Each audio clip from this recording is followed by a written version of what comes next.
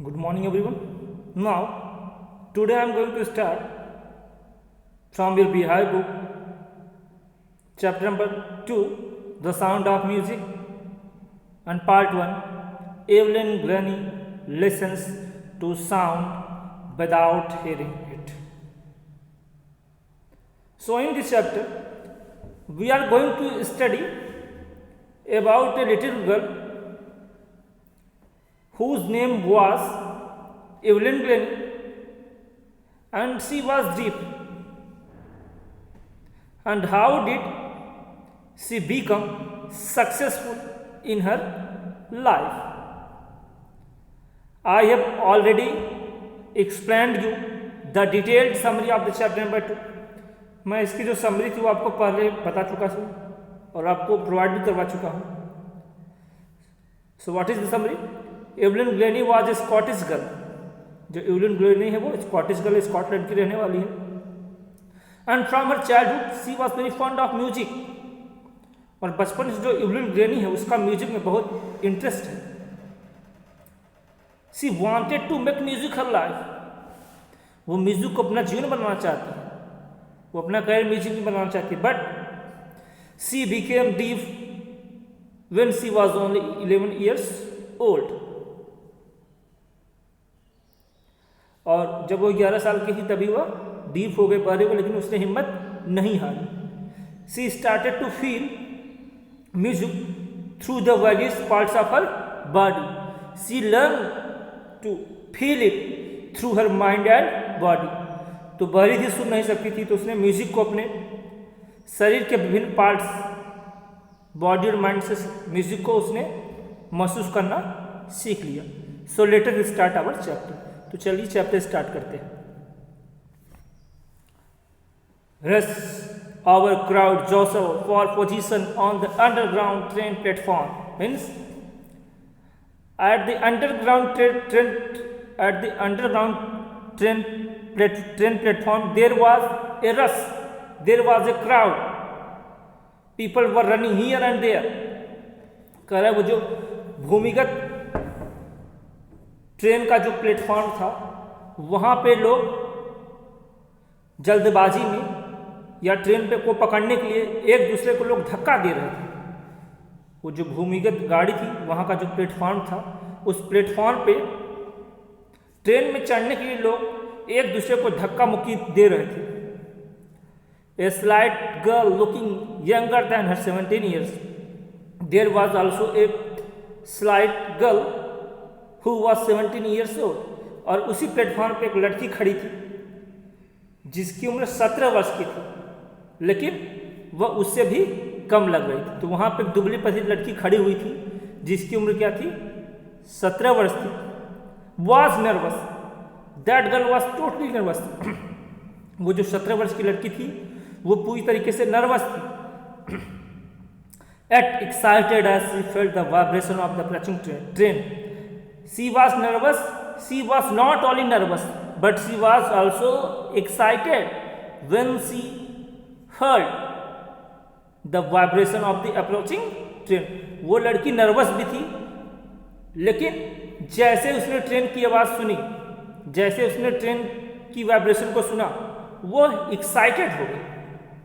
Means she was not only nervous but she was also excited. तो जो 17 साल की लड़की है वो नर्वस तो थी ही, लेकिन जैसे उसने ट्रेन की आने की आवाज़ को सुना वो पूरी तरीके से क्या हो गई? एक्साइटेड हो गई, उत्तेजित हो गई. Why she was excited? वो एक्साइटेड क्यों थी? The answer is we are going to see. Answer हम देखने जा रहे हैं. It was her first day at the prestigious Royal Academy of Music in London. She was excited because why was she excited? She was excited because it was her first day at the prestigious Royal Academy of Music in London. वो उत्साहित इसलिए थी कि London में जो एक music academy थी जिसका नाम था Royal Academy of Music, London की जो प्रतिष्ठित सम्मानित रॉयल एकेडमी ऑफ जो म्यूजिक थी, वहां पे उसका पहला दिन था. Means she was going to take admission in the Royal Academy of Music in London. वह जो लंदन का जो प्रतिष्ठित रॉयल अकेडमी ऑफ म्यूजिक था उसमें उसका पहला दिन था, मतलब वो एडमिशन लेने जा रही थी या उसमें उसका पहला दिन था। तो पहला दिन आपका किसी नए स्कूल में होगा तो आप क्या रहोगे, डरे भी रहोगे लेकिन एक्साइटेड भी रहोगे। थोड़ा भय इसलिए रहेगा कि वहाँ के स्टूडेंट्स को आप जानते नहीं, पता नहीं कैसे लोग होंगे, लेकिन एक्साइटेड होंगे क्योंकि वह आपके लिए नई जगह है। And daunting and it was terrifying and daunting enough for any teenager fresh from Scottish fall। यह उसके लिए खुशी का भी था, उत्तेजना का माहौल था। इसके अलावा यह किसी भी किशोर या किशोरी को भयभीत करने वाला था जो कि स्कॉटलैंड के किसी फॉर्म से आया। तो ये थोड़ा सा जो इवलिन ग्लेनी थी उसके लिए थोड़ा सा डराने वाला भी था क्योंकि वो स्कॉटलैंड की रहने वाली थी और वो किससे बिलोंगिंग करती थी, फर्म से, मतलब उसके माता पिता किसान फैमिली से बिलोंगिंग करते थे या वो स्कॉटलैंड के कृषि फॉर्म से होकर आई थी। तो उसके लिए थोड़ा डराने वाला था क्योंकि नई जगह थी और वो फॉर्म से बिलोंगिंग करती थी, कृषि भूमि से या किसान की बेटी थी वो, जो भी आप समझिए। But this aspiring musician faced a bigger challenge than most। She was profoundly deep, but Evelyn Glennie, she was, we can say, ambitious musician। She was an inspiring musician। जो इवलिन ग्लेनी थी वो बहुत ही महत्वाकांक्षी थी, जो Evelyn Glenny थी वो बहुत ही महत्वाकांक्षी संगीतकार थी। लेकिन जो Evelyn Glenny, she had to face a bigger challenge than other musician। लेकिन जो इवलिन ग्लेनी थी उसको और सभी लोगों से अधिक चुनौतियों का सामना करना था। मतलब जो इवलिन ग्लेनी है यहाँ पे उसको और लोगों से अधिक मुसीबतों चुनौतियों का सामना करना है। Because she was seriously deep, she was profoundly deep, क्योंकि वो क्या थी, गंभीर रूप से बहरी थी। वैसे म्यूजिक सीखने आई है तो यहाँ पे बहुत लोग म्यूजिक सीखने आए, लेकिन जो इवलिन ग्लेनी है वो क्या है, बहरी है। तो उसका जो बहरा होना है यहाँ पे उसकी वीकनेस को दर्शाता है। वो महत्वाकांक्षी तो है ही, लेकिन कहीं ऐसा ना हो जो उसकी डीपनेस है, उसका जो बहरापन है उसके करियर में रुकावटें ला दे। Paragraph number 2, Evelyn Glennie loss of hearing had been gradual. Writer का जो इवलिन ग्लेनी थी उसकी जो सुनने की शक्ति थी वो धीरे धीरे कम होना शुरू हुई। जैसे वो तुरंत तो बहरी नहीं हो गई होगी, पहले उसको धीरे धीरे कम सुनाई देना शुरू होगा। तो जो इवलिन ग्लेनी की जो सुनने की शक्ति थी, जो सुनने की उसकी क्षमता थी, वो धीरे धीरे कमजोर या धीरे धीरे छीड़ होना शुरू हुई। Her mother remembers noticing something was wrong when the 8-year-old Evelyn was waiting to play the piano। तो जो इवलिन ग्लेनी की मम्मी है वह कहती है कि उन्होंने पहली बार तब नोटिस किया, उनको पहली बार तब पता चला जब इवलिन ग्लेनी पियानो बजाने की प्रतीक्षा कर रही थी। जो इवलिन ग्लेनी की मम्मी है उसको कब मालूम पड़ा कि जो इवलिन ग्लेनी है ये थोड़ा कम सुन रही है या इसकी सुनने की क्षमता कमजोर हो गई है, जब इवलिन ग्लेनी अपने पियानो, एक प्रकार का वाद्य यंत्र होता है, उसको बजाने की प्रतीक्षा कर रही थी। They called her name. दे किसके लिए यूज हुआ है, they have been used for her parents. यहाँ पे दे मतलब इवलिन ग्लेनी के पेरेंट्स। तो दे कॉल्ड हर नेम मतलब जो Evelyn parents they called her, तो इवलिन ग्लेनी की जो पेरेंट्स थे उन्होंने उसका नाम बुलाया। And she did not move, but Evelyn Glennie she did not move. Her parents called her name but she didn't move from there. तो उसके पेरेंट ने उसका नाम पुकारा, उसको बुलाया जब वो पियानो बजाने की प्रतीक्षा कर रही थी, लेकिन इवलिन ग्लेनी वहां से जरा सी भी हिली डुली नहीं। I suddenly realize that she hadn't heard, says Isabel Glennie। The mother of Evelyn Glennie was Isabel Glennie। Evelyn Glenny की माँ का नाम क्या था, इजाबेल। क्लियर हुआ, इवलिन वो जो लड़की थी जो बहरी है, और इवलिन ग्लेनी की माँ का नाम क्या है, इजाबेल। तो जो उसकी मदर वो कहती है पहली बार तब मुझे वहाँ पे रियलाइज़ हुआ कि वो हमको सुन नहीं सकी। Means at that time her mother realize that she didn't hear. पहली बार तब उसकी माँ को मालूम पड़ा कि वो सुन नहीं सकी।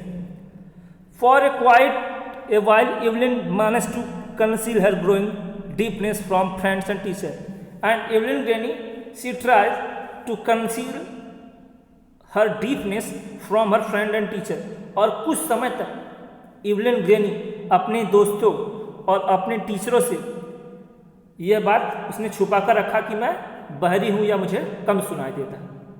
मतलब कुछ समय तक न तो एवलिन ग्रैनी के दोस्तों को मालूम पड़ा और न ही उनके टीचर को मालूम पड़ा हुआ बहरी है, क्योंकि एवलिन ग्रैनी ने यह बात क्या की थी, छुपा के रखी थी। और किसी की कोई भी कमजोरी हो वो किसी को बताना नहीं चाहेगा।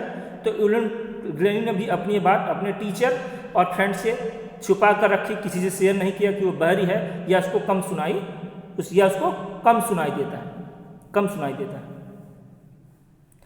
But by the time she was 11, her marks had deteriorated and her headmistress urged her parents to take her to a specialist. लेकिन कुछ समय बाद when she became 11 years old, जब वह 11 साल की हो गई तो उसके जो मार्क्स वो कम आने लगे। मतलब उसका जो हर performance was getting worse and worse in school। तो जब वो 11 साल हुई तो जो एवलिन ग्रैनी का जो परफॉर्मेंस था वो क्लास में बहुत कमज़ोर होने लगा। मतलब उसके जो मार्क्स थे वो बहुत कम आने लगे। एंड हर हेड मिस्ट्रेस मतलब कक्षा अध्यापिका, या हम कह सकते हैं उसकी जो क्लास टीचर रही होंगी, तो जब उन्होंने देखा कि उसके मार्क्स कम आ रहे हैं तो उसके क्लास टीचर को भी मालूम पड़ गया और स्टूडेंट्स को भी मालूम पड़ गया कि यह कम सुनती है। तो उसकी जो हेड मिस्ट्रेस थी, उसकी क्लास टीचर थी, उन्होंने एवलिन ग्रैनी के पेरेंट्स को बुलाया और जोर देते हुए कहा कि आप अपनी बेटी को किसी स्पेशलिस्ट मतलब विशेषज्ञ के पास लेकर जाइए। एवलिन ग्रैनी का जब परफॉर्मेंस वीक होने लगा तो उसकी जो क्लास टीचर थी उनको मालूम पड़ गया कि यह कम सुनती है। तो एवलिन ग्रैनी की जो क्लास टीचर थी उन्होंने एवलिन ग्रैनी के पेरेंट्स को बुलाया और जोर देते हुए कहा कि आप अपनी बेटी को किसी विशेषज्ञ के पास लेकर जाइए, दिखाइए और इसका इलाज करवाइए। It was then discovered that her hearing was severely impressed as a result of gradual nerve damage। और तब उस समय पता चला कि जो उसकी सुनने की जो शक्ति थी या जो सुनने वाली जो नाड़ी थी वो क्या हुई थी, पूरी तरीके से क्षतिग्रस्त हो चुकी थी, पूरी तरीके से डैमेज हो चुकी थी। क्यों? क्योंकि उनकी माँ को कब रियलाइज़ हुआ कि वो थोड़ा कम सुन रही है या सुन नहीं सकी।